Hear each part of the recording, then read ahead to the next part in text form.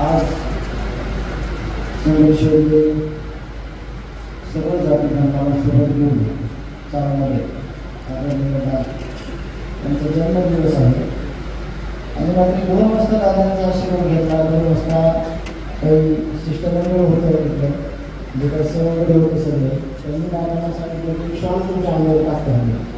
दादा म्हणजे नाही, एकदा निर्णय घेतलाय उद्याचा दिवस गणेशताईच्या न्यायाचा संकल्पाने व्यापक बैठकीत जे काही निर्णय होणार आहे त्यासाठी मला आहे.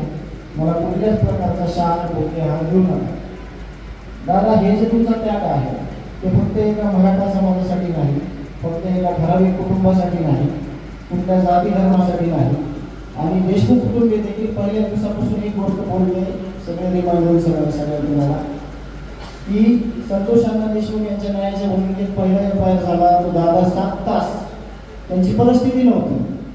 मुलगा शिवराज भाई हा हॉस्पिटलमध्ये होता, दादाला बसता येत नव्हतं, थंडीचे दिवस होते, 7 तास दादा बसले. त्यावेळेस एफआयआर झाला आणि ते सगळे मग असे शिवराज भाई म्हणले की धनंजय भाई तुम्ही वारापर्यंत जात नव्हतं आडवं, त्यावेळेस लढले. तर मी लढलो नाही शिवराज भाईला, लढला तुम्ही. दादा, मी फक्त एक निमित्त होतो. तुम्ही जर मला साथ दिली नसती, जर तुमची शेवटपर्यंत साथ आहे त्याच्यातलं कुणीच राहत नाही, हे फक्त माझ्या तुम्हाला आजच्या दिवशी शब्द आहे. आणि जे काही देशमुख कुटुंबीय आहे, जे काही ज्ञानेश्वरीताईचे कुटुंब आहे, यांना कायमच्या शेवटपर्यंत तुमची साथ असली, दादाचं मार्गदर्शन आहे. आणि दादा नक्कीच ह्या सगळ्या पीडित कुटुंबाला योग्य असा न्याय, खऱ्याचे खरं आणि खोट्याचं खोटं केल्याशिवाय राहणार नाही. एवढ्याच शब्दात मी माझे 2 शब्द संपवतो आणि थांबतो.